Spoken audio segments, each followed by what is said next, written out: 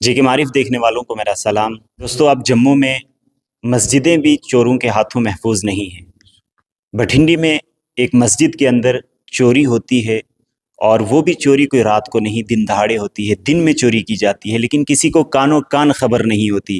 ابھی یہاں پر مصلیان جو مسجد میں نماز پڑھنے کے لیے آتے ہیں وہ پریشان ہیں، مسجد سے لائٹ غائب ہے، مسجد میں بجلی نہیں ہے، اور پتہ بھی کافی دیر کے بعد چلتا ہے۔ چور نے اتنی صاف ستھرائی کے ساتھ چوری کی ہے، کسی کو پتہ نہیں چلنے دیا، اور سب سے پہلے اس نے جو حملہ کیا ہے وہ مسجد کی تاروں پر، جو قیمتی تاریں تھیں مسجد کے اندر وائرنگ ہوئی تھی، فٹ کی ہوئی تھی، ان تاروں کو اس نے نکالا ہے۔ اے سی کی تار، اس کے بعد بجلی کی تاریں بڑی اس نے صفائی کے ساتھ نکالی ہیں، بلکہ یوں کہیں کہ اس نے ٹارگٹ رکھا تھا اپنا تاروں کو، باقی کسی چیز کو ہاتھ نہیں لگایا، لیکن مہنگی تاریں وہ ساری کی ساری اس نے نکالی، اور پورے بنڈل تیار کر کے وہ یہاں سے لے کر فرار ہو گئے ہیں۔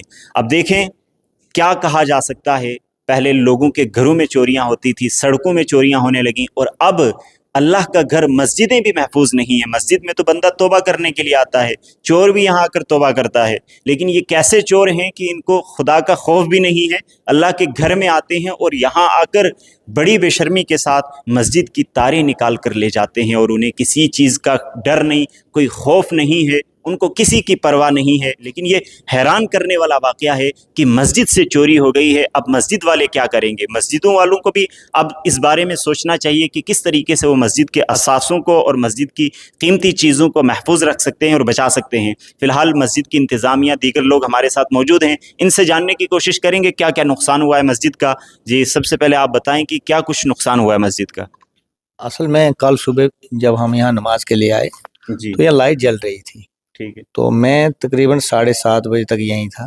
جی 7:30 بجے میں نے یہاں جی لائٹ بند کی اور میں چلے گیا اس وقت اچھی۔ جی پھر اس وقت زہر کے بعد میں آئے، زہر پر یہاں آئے تو ہم 3 آدمی تھے، ایک قاری صاحب تھے سامنے والے، اور یہاں تو انہوں نے پنکھا چلانے کی کوشش کی، جی تو پنکھا چلانے لگے تو پنکھا نہیں چلا، ایک بٹن دوسرا ساروں کو تو نہیں چلا۔ جب تو انہوں نے کیا کیا کہ بھائی پوچھا کیا، میں نے کہا جی پاور نہیں ہے، سب نے بولا تو ہم نے اس کو دھیان نہیں دیا کہ بھائی بجلی نہیں ہے۔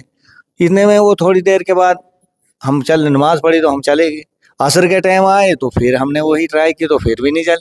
پھر انہوں نے بولا کہ بھائی ایسے ایسے ہے کہ بھائی یہ تاریں کاٹ لی گئی ہیں۔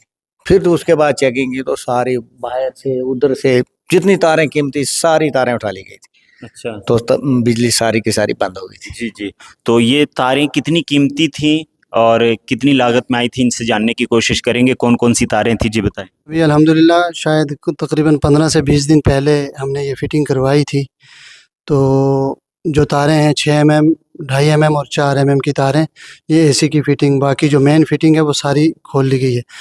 اس میں یہ تاریں تقریباً کوئی لاکھ کے قریب آئی تھیں۔ اس میں سے ابھی جو میں نے صبح الیکٹریشین کو لایا اور اس کو بتایا کہ یہ تاریں جو چوری ہوئی ہیں اس کا، تو اس نے بتایا تقریباً 30 سے 40 ہزار کی تاریں جو ہے یہ آپ کی چوری ہوئی ہیں۔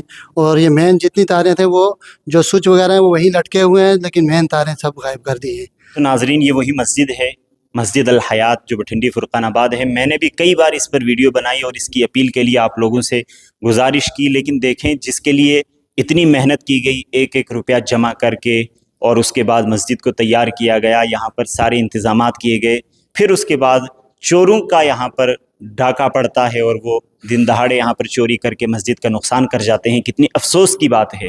اور ساتھ ہی ساتھ میں ان لوگوں سے اپیل کروں گا جو مسجد کے ذمہ داران ہیں کہ مسجدوں کی سرکشا کے لیے آپ بھی کڑے انتظامات کیجئے، کیونکہ چوروں کو آپ کوئی پرواہ نہیں ہے کہ وہ چوری کرنے کہاں جا رہے ہیں۔ مسجد ہے، مندر ہے، عبادت گاہ ہے، کسی کا گھر ہے، انہیں کوئی پرواہ نہیں ہے۔ تو یہاں پر مسجد کا نقصان ہوا ہے، یہ تو شکر ہے کہ ابھی مسجد میں زیادہ سامان نہیں تھا، زیادہ قیمتی چیزیں نہیں تھیں، لیکن پھر بھی جو اس کے ہاتھ لگا چور نے اسی پہ ہاتھ صاف کرنے کی کوشش کی اور مسجد کا نقصان کیا ہے۔ اللہ پاک ان سب کو ہدایت دے، اور یہ مال ان کے کسی بھی کام آنے والا نہیں ہے، یہ ان سے نکل کر رہے گا، بلکہ اس سے بڑا نقصان ایسے شخص کو ہوتا ہے جو ان چیزوں کا نقصان کرتا ہے۔ اس لیے ہم دعا کریں گے کہ اللہ پاک جس نے بھی ایسا گھٹیا کام کیا ہے اسے ہدایت دے اور اس کو نیست و نابود ہونے سے بچائے اور اسے توبہ کی توفیق عطا فرمائے۔ اپنے میزبان شاہد کو اجازت